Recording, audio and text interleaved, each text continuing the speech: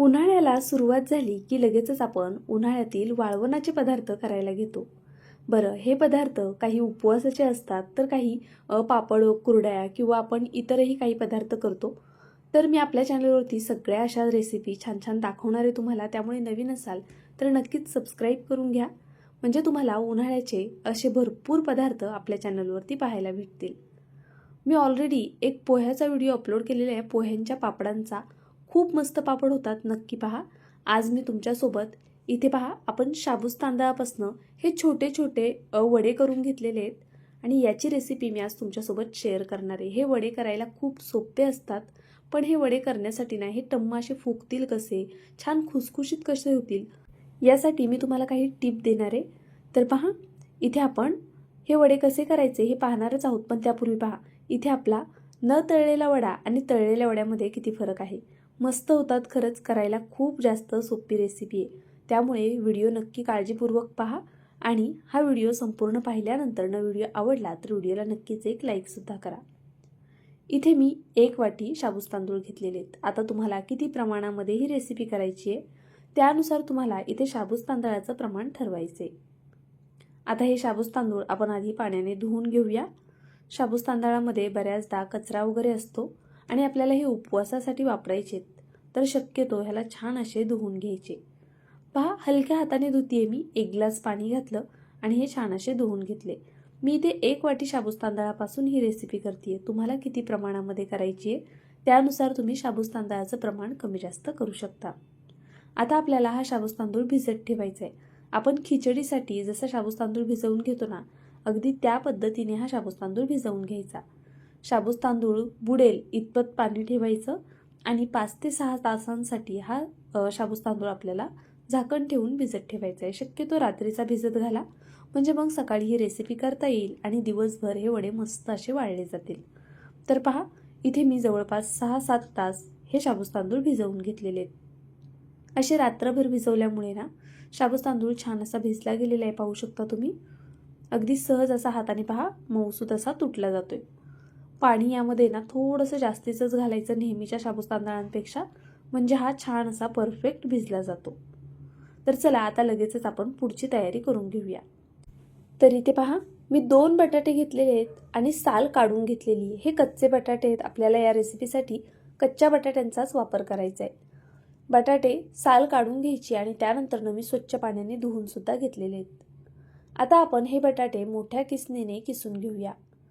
तर पहा, अशा पद्धतीने मोठ्या किसणीने किसायचे. शक्यतो मोठ्या किसणीनेच किसा. अद्रक किसायच्या किसणीने हा बटाटा किसायचा नाहीये.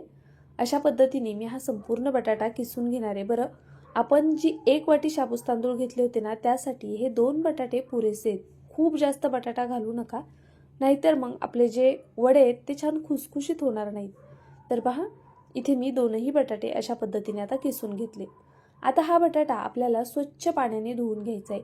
बटाट्यामध्ये भरपूर प्रमाणात स्टार्च असतो, त्यामुळे शक्यतो बटाटा छान स्वच्छ पाण्याने धुवून घ्यायचा, म्हणजे मग हा बटाटा लाल पडणार नाही. तर पहा, इथे मी 3-4 पाण्याने बटाटा स्वच्छ धुवून घेतला आणि त्यामध्ये पाणी घालून ठेवलेलं आहे, म्हणजे मग बटाटा लवकर लाल पडणार नाही. तर इथे आपला बटाटा तर स्वच्छ धुवून झालाय आणि मस्त असा किसून सुद्धा घेतलेला आहे. आता हा बटाटा जरा वेळ आपण साईडला ठेवून देऊया. त्यानंतर इथे आता मी शाबूस तांदूळ घेतलेले आहेत, जे आपण भिजवून घेतले होते. हे एका मोठ्या भांड्यामध्ये काढून घ्यायचे आहेत. तर पहा, या मी मोठ्या भांड्यामध्ये हे शाबूस तांदूळ काढून घेतले. त्यानंतर आपल्याला पुन्हा यावरती बटाटा किसून घ्यायचा आहे. तर पहा, इथे मी बटाटा घेतलाय. आता मी यावरती हा बटाटा किसून घेते. आता हा उकडलेला बटाटा मी इथे घेतलेला आहे. आपल्याला हा बटाटा छान असा किसून घ्यायचा आहे. आपल्याला या रेसिपीसाठी काही उकडलेला तर काही कच्चा बटाटा लागणार आहे. तर पहा, इथे मी अशा पद्धतीने हा संपूर्ण बटाटा किसून घेतला. उकडून बटाटा घातल्यामुळे हा जो पदार्थ आहे तो छान मिळून यायला मदत होईल. याचं जे पीठ तयार करायचे आपल्याला ते मिळून यायला मदत होईल. आणि कच्चा बटाटा घातल्यामुळे त्यामध्ये बटाटा व्यवस्थित दिसेल आणि मग तो खायला सुद्धा छान लागतो. तर पहा, इथे मी एकाच मोठ्या बटाट्याचा वापर केलेला आहे. उकडून मी एकच मोठा बटाटा घेतलेला आहे. आता आपण हे सर्व छान असं हाताने मॅश करून घेऊया. तुमची वाटी लहान मोठी असेल, बटाटा लहान मोठा असेल, त्यानुसार तुम्हाला इथे बटाट्याचं प्रमाण कमी जास्त लागू शकतं. उकडलेला बटाटा आपल्याला फार जास्त नाही घालायचा आहे, पण हे पीठ असं छान असं जवळपास असं एकजीव झालं पाहिजे. पहा अशा पद्धतीने. आता मी हे सर्व छान असं एकजीव करून घेतलं. त्यानंतरनं यामध्ये आपल्याला चवीनुसार मीठ घालून घ्यायचे.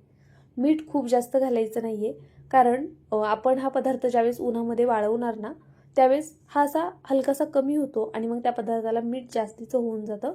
त्यामुळे मीठ थोडं बेतात घाला. इथे मी लाल मिरची मिक्सरला फिरवून घेतली होती, ती घालून घेतली. त्यानंतरनं यामध्ये आपल्याला जो किसून ठेवलेला कच्चा बटाटा होता तो घालायचा आहे. बटाट्याचा किस मी इथे घालून घेतला. आता हे सर्व पुन्हा एकदा एकजीव करूया. बटाट्याचं संपूर्ण पाणी निथळून घ्यायचं आहे, त्यामध्ये पाणी ठेवू नका आणि त्यानंतरनं हा बटाटा यामध्ये घालून घ्या. आता आपण हे सर्व एकजीव करूया. पहा इथे मी लाल मिरचीचा वापर केला आहे. लाल मिरच्या मी मिक्सरला वाटून घेतल्या होत्या. तुम्ही हवं तर हिरवी मिरची वाटून घेतली तरी चालेल किंवा लाल तिखट वापरलं तरीसुद्धा चालणार आहे. आता इथे मी हे संपूर्ण पीठ छान असं मळून घेतलं. त्यानंतरनं आपल्याला उन्हामध्ये हे वडे घालायचे. शक्यतो हे वडे घरामध्ये लवकर वाळणार नाही, त्यामुळे सकाळी लवकर करा आणि उन्हामध्येच वाळत घाला, म्हणजे संध्याकाळपर्यंत हे बऱ्यापैकी वाळले जातात. तर पहा अशा लांब लांब अंतरावरती मी हे वडे तोडून घेणार आहे. हे वडे तोडत असताना खूप बारीक हे वडे तोडू नका. जर तुम्ही अगदीच लहान लहान केलेत ना, तर हे वाळल्यानंतरनं अजून जास्त लहान होऊन जातील. त्यामुळे जरा अशा साईजमध्येच हे वडे आपल्याला तोडून घ्यायचे. वडे तोडायला फारसा वेळ लागत नाही, कारण हे पीठ असं सैलसर असतं, त्यामुळे अगदी पटपट हे वडे तोडले जातात. आणि पहा हे वडे तोडताना आपल्याला हे असे ओबडधोबडच ठेवायचे, त्याचा गोलाकार आकार वगैरे याला द्यायचा नाहीये. असे ओबडधोबडच हे वडे मी संपूर्ण तोडून घेणार आहे. तर पहा आपण वर्षभरासाठी ही रेसिपी करतोय, त्यामुळे एक काळजी घ्यायची की हा पदार्थ खूप दिवस टिकण्यासाठी ना ह्याला छान असा वाळवून घ्यायचं. जर तुम्ही हे 1 ते 2 दिवस फक्त वाळवलं तर आतमध्ये जर थोडा जरी ओलावा राहिला ना, तर ह्याला लवकरच बुरशी येऊ शकते. त्यामुळे शक्यतो जर तुम्ही जास्त क्वांटिटीमध्ये करताय किंवा तुम्ही उन्हाळ्यामध्ये हा पदार्थ करताय की तुम्ही पावसाळ्यात हिवाळ्यात खाल, पूर्ण वर्षभर खाल, तर मग हा पदार्थ आपल्याला छान असा वाळवूनच घ्यायचा आहे. बऱ्याचदा उपवास असला की नेहमी खिचडी किंवा मग इतर पदार्थ नको वाटतात. त्यावेळी काहीतरी तळणीचं असेल तर नक्कीच सगळ्यांनाच आवडतं आणि बऱ्याचदा काय होतं, प्रत्येकालाच खिचडी नकोशी वाटते. त्यामुळे कधीतरी हे वडे जरी तुम्ही तळून खाल्लेत ना, तरी पोटभरीचे होऊन जातात. तर पहा मी अशा पद्धतीने प्लास्टिकच्या पेपरवरती हे संपूर्ण वडे तोडून घेतलेले आहेत. या पेपरला अजिबात तेल वगैरे लावायचं नाही आपल्याला. न तेल लावता हे वडे अगदी सहज निघणार आहेत. जराही तेलाचा वापर न करता आपण हा उन्हाळ्याचा वाळवणीचा पदार्थ तयार करून घेतलेला आहे. पहा इथे मी 3 दिवस छान असे हे वडे उन्हामध्ये वाळवून घेतलेले आहेत. तुम्ही 2 दिवसात वाळवलेत तरी चालेल, पण अजून जास्त ऊन पडायला सुरुवात झालेली नाहीये. हलकं ऊन असतं, त्यामुळे इथे 3 दिवस लागलेले आहेत. तर पहा आपले इथे वडे छान असे वाळले गेलेले आहेत. 1-2 वडे तुम्ही कच्चे खाऊन बघू शकता, म्हणजे तुम्हाला अंदाज येईल की वडा आतपर्यंत वाळलेला आहे की नाही. संपूर्ण हे वडे असे वाळवूनच घ्यायचे. तर पहा इथे एवढे वडे तयार झालेले आहेत. आता हे वडे मी तुम्हाला तळून दाखवणार आहे. पहा इथे मी कढईमध्ये आधीच तेल गरम करण्यासाठी ठेवलं होतं. तेल छान गरम करून घ्यायचं आणि त्यानंतरनं हे वडे यामध्ये सोडून घ्यायचे. तेल छान गरम झालेलं असेल ना की वडे असे पटापट फुलायला लागतात. पहा अगदी या पद्धतीने. उपवासाचे पॉपकॉर्न नक्कीच तुम्ही याला म्हणू शकता, कारण हे दिसतात सुद्धा पॉपकॉर्नसारखे आणि पहा किती मस्त फुलून वर येतात. ते खूप हलके फुलके आणि मस्त असे हे वडे तयार होतात. यामध्ये खूप जास्त मिरचीचं प्रमाण घालू नका, नाहीतर मग ठसका लागू शकतो खाताना. त्यामुळे मिरची थोडी कमी प्रमाणातच घालायची आहे. पहा मी इथे मीडियम टू हाय फ्लेमवरती हे वडे तळून घेते. तुम्हाला उपवासाची ही रेसिपी कशी वाटली मला कमेंट करून नक्कीच कळवा. आता व्हिडिओ इथपर्यंत पाहिलाच आहे, थोडा जरी आवडला असेल तर प्लीज व्हिडिओला एक लाईक नक्कीच करा. बरं हे वडे तळत असताना सगळ्यात महत्त्वाची काळजी ही घ्यायची की गॅस बारीक ठेवायचा नाही आणि तेल छान गरम झाल्यानंतरच हे वडे सोडून घ्यायचे. मीडियम टू हाय फ्लेमवरच हे वडे तळून घ्या, म्हणजे मग छान असे फुलले जातील. नाहीतर ते आतपर्यंत शिजणार नाही आणि मग खाताना कडक लागतील. तर पहा इथे मी काही वडे तळून घेतलेले आहेत.